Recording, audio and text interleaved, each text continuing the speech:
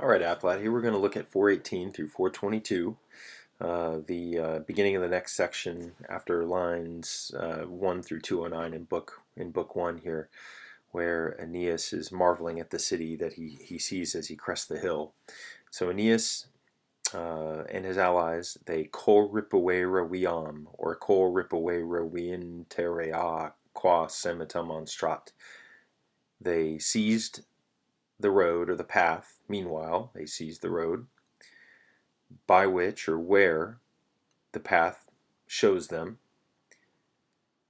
and already and now they were ascending the hill, which for the most part, or most of which, hangs over the city and looks to the citadels opposite or facing them, opposite them from above.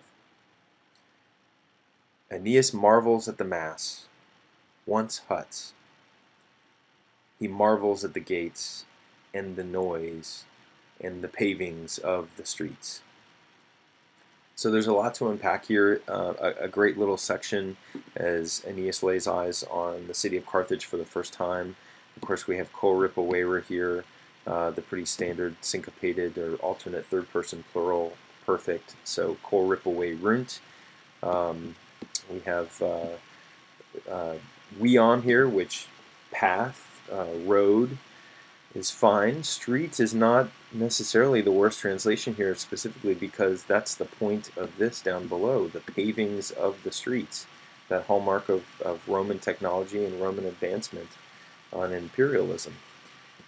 Qua here is the adverbial where or by which, and then semita, the nominative singular, first declension noun, the path shows them. And so the ellipsis of the implied eos, or eos there for them.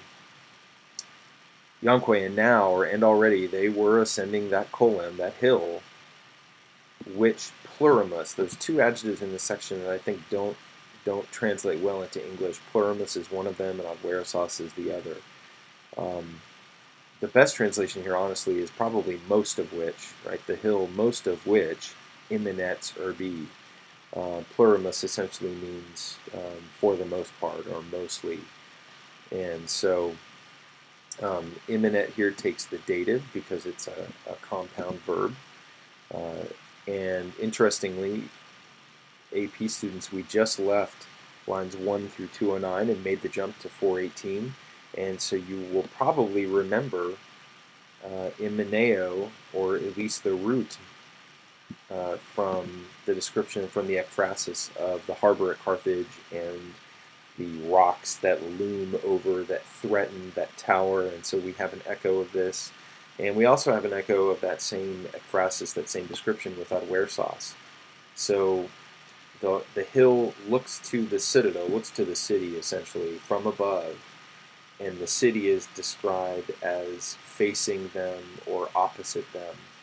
So they're directly opposite the city which they're looking at, which they're ad spectating. And if you remember the cave, that home of the nymphs, also was opposite, and in that instance it was opposite the harbor, the portum.